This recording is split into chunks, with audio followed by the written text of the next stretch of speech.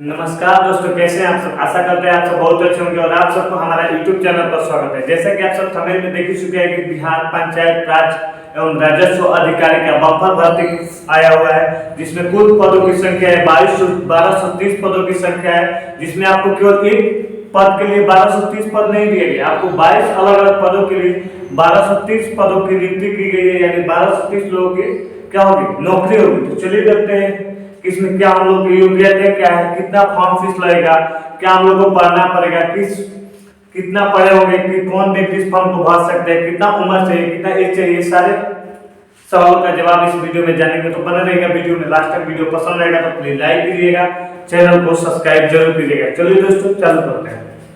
चलिए दोस्तों, सबसे पहले बताते हैं बिहार पंचायत राज और राजस्व अधिकारी का में ये पद का नियुक्ति किया गया और टोटल पदों की संख्या है 1230। इसमें देखिए 22 अलग अलग पदों के लिए नियुक्ति होगी, एक पद पे नियुक्ति नहीं, टोटल 22 पदों के लिए ये टोटल संख्या यानी 1230 पद निकाला गया और अलग अलग संख्या दी गई। अब देखिए इसका अप्लाई डेट है दोस्तों, इसका 7 तारीख 5वां महीना 2026 यानी मई में होगा और उसका लास्ट डेट है 31/5/2026 तक। चलिए दोस्तों इसका फीस देखते हैं। तो आपको भी पता है, हमको भी पता है कि बिहार में नीतीश कुमार जी जब सरकार में थे तो उन्होंने केवल हर किसी का, बिहार में महिला हो, पुरुष हो, जनरल हो, एसी एसटी हो, ओबीसी हो, कोई भी कास्ट का हो, उसका मतलब नहीं, उसका एग्जाम फीस कितना लगेगा 100 रुपया। तो एग्जाम फीस कितना हो गया 100 रुपया। चलिए दोस्तों, सबसे इंपोर्टेंट चीज एज लिमिट, यानी एज कितना चाहिए।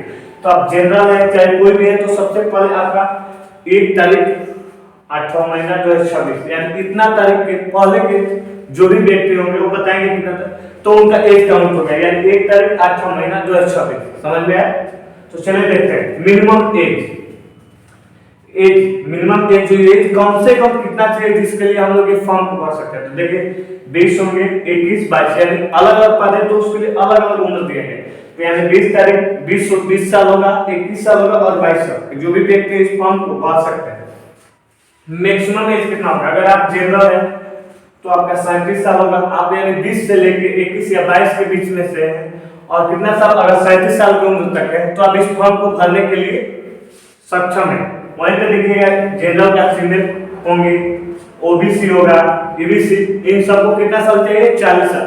अगर आप 40 साल के हैं तो आप इस फॉर्म को भर सकते हैं। वहीं पे आप अगर एसी एसटी का देखिएगा तो 42 साल तक है, 20, 21, 22 से लेकर आप 42 साल के बीच में हैं तो आप इस फॉर्म को भर सकते हैं। चलिए दोस्तों देखते हैं सबसे इंपॉर्टेंट चीज योग्यता, यानी योग्यता कितना होगा।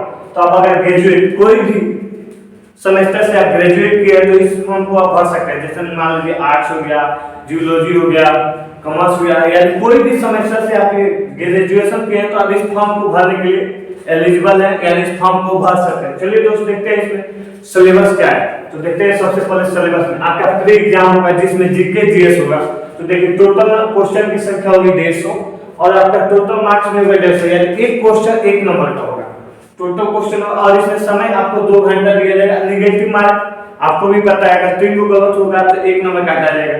इसमें एक नया चीज एक किया गया, वो सबसे इंपॉर्टेंट चीज है। देखिए हम मार्कर से लिख चुके हैं। तो देखिए यहाँ पे लोग, यानी पहले के समय में देखिएगा हम लोग एग्जाम देते थे तो कितना 4 ऑप्शन होता है। पहले जो भी बिहार के चाहे ऑल इंडिया में कहीं पे भी आप एग्जाम देते हैं तो उसमें ऑप्शन कितनी होती है 4 होती है, मगर इसमें कितने ऑप्शन होंगे 5 होंगे, ताकि किस लिए कि पेपर लीक ना हो, ये सारा समस्या ना हो, जैसे कि ये पेपर ऑफलाइन होगा।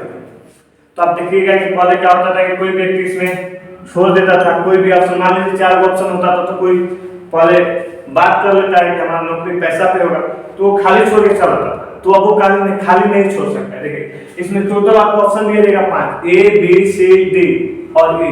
आपको इसमें से कोई ना कोई एक भरना है। जैसे मान लीजिए आपका कोई भी क्वेश्चन का ऑप्शन सही है तो आपको ए से लेकर डी तक दिया जाएगा, उसमें आपको ऑप्शन चूज करना है कि कोई भी सवाल का कौन सा आंसर सही है। अगर आपको उस क्वेश्चन को समझना है तब भी आप छोड़ नहीं सकते। पहले हम लोग छोड़ देते थे कि नहीं हम इस क्वेश्चन पे डाउट है तो नेगेटिव मार्क आएगा तो उसको छोड़ देते थे। अब उसको छोड़ना नहीं है, उसके लिए आपको ऑप्शन ई दिया गया है, उसको आपको रखना है। अगर आप उत्तर नहीं देना चाहते उस क्वेश्चन को तो आप उसको ई को रख देंगे। अगर आप ई को रखेंगे नहीं तो उसको गलत क्वेश्चन सुना जाएगा या आप गलत मारे तो उसके लिए आपका 1 नंबर काटा जाएगा। ये देखिएगा और ये विशेष ध्यान दीजिएगा। अगर वीडियो पसंद आएगा तो प्लीज लाइक कीजिएगा, चैनल को सब्सक्राइब जरूर कीजिएगा। मिलते हैं अगले वीडियो में, तब तक के लिए धन्यवाद।